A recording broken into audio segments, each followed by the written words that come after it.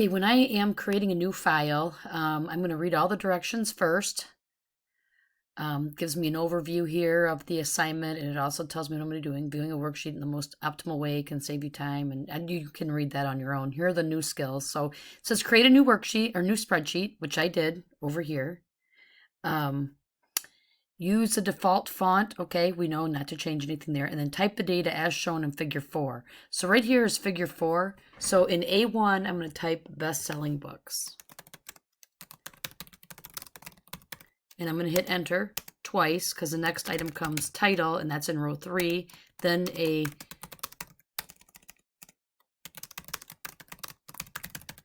and I'm just going to keep doing this all the way down until I have this whole column typed. Once I'm done with the first column, I can see when I start to do column B that a lot of the information from column A is overlapping. So I'm going to notice my pointer, the big white plus sign. If I click and drag when it's like that, it selects cells. If I point here between A and B and I get the black two-headed arrow, if I double click, it'll best fit the contents in that column, so it's not overlapping with column B anymore. So in B3, I'm going to type author. And I'm going to keep typing this until the end. I'm done with column B. Notice here it will recognize as you're typing J. Okay, and I've already typed it once and it's recognizing that, so you don't have to type the whole thing out. You can just hit enter. So use the auto complete. Okay, and I noticed here, like in this person's name, they have the accent above the E, and here's how you can do that. So I click in this cell. I'm going to click up here in my formula bar, and it's over this E right here. So I'm going to delete that, and then I'm going to go insert, and I can't see all of my options because I don't have my full screen. So I'm going to click here, and I'm going to make my spreadsheet bigger. And I can see when I click the insert tab that symbols is activated. So I'm going to click symbol.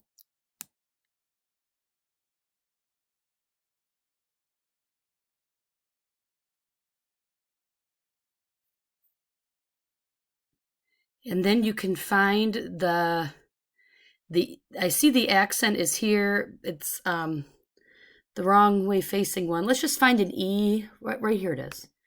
I'm going to click on that symbol and do insert and then close. And then you can see now that that's inserted there. I'm going to resize my screen again. And it is the way it's showing there up here. So I'm going to hit enter. And that's how you do that. So now to enter the information in the next column, I'm going to best fit. Again, you know, the double-headed arrow like this, you double click it, best fits. And C3 is language and then English. D3 is year. And then there's a bunch of years. So go ahead and type those numbers in. There was no overlapping in those columns, so I didn't have to do a best fit. So now I'm going to type in sales. And I'm going to type this column.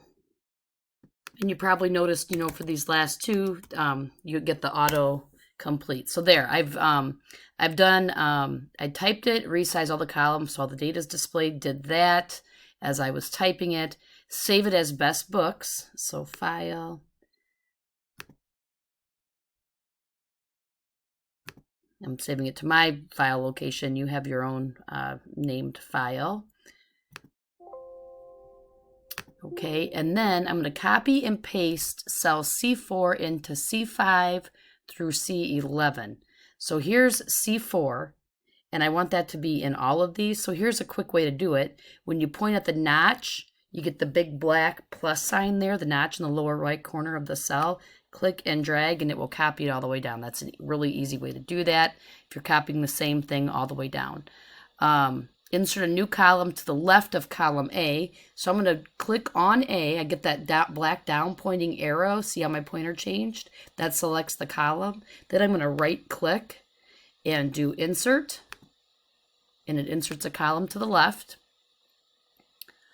And then starting in A4, number each book 1 to 8. So in A4, I'm going to type 1 and hit enter. 2 and hit enter. 3 and hit enter. I want to show you something. This is a pattern. Once you get 3 typed and it's a pattern, you can use the fill down where you grab the notch and you drag down, and it recognizes the pattern that you've established. So when you get at least 3 you could do that. That's a quick way to enter data. Change the data in cell D7 to French. D7 to French. And D10 to Chinese. Rename sheet 1 book and author. So I'm going to double click here on sheet 1 down here.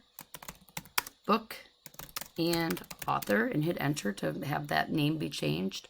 Freeze the panes in the first and second columns of the spreadsheet.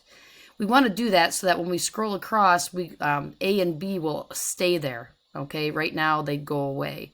So I'm going to select these 2 columns, and I'm going to go to View, and I'm going to do Freeze Panes, and I'm going to do Keep Rows and Columns Visible while the rest of the spreadsheet scrolls based on the current selection, which is columns A and B, which is what they're asking us to freeze. Freeze the panes in the first and second columns. This is A and B, the first and second column, so freeze panes. Okay, and now when I go over to the right, those 2 columns stay. Okay, resize all the columns so that all the data is displayed, and I can select the whole document by clicking here. And then when I double click on any one, it best fits for the whole spreadsheet. Okay, select the entire workbook or worksheet and copy to a new sheet. So I'm going to select the whole thing again, do Control C to copy. I'm going to get a new sheet here, and they want us to paste it in. So I'm going to go Control V to paste. Okay. Rename sheet 2 as year published. So right down here, year published. Delete column C, D, and F. So I'm going to click here on C and D. And if I hold down the Control key on my keyboard and click F, because they're non-consecutive, holding down the Control key will let you select non-consecutive things. You get them selected, and then I'm going to right-click and delete, and it deletes those columns.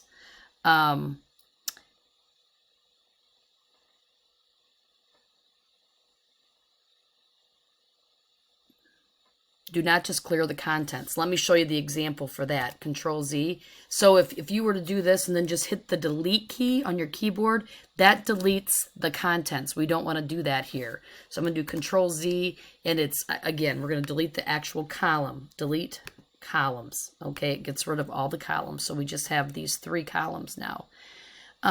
Carefully proofread, save any changes, print preview both spreadsheets, and be sure that all the cells containing data will be included in the printing.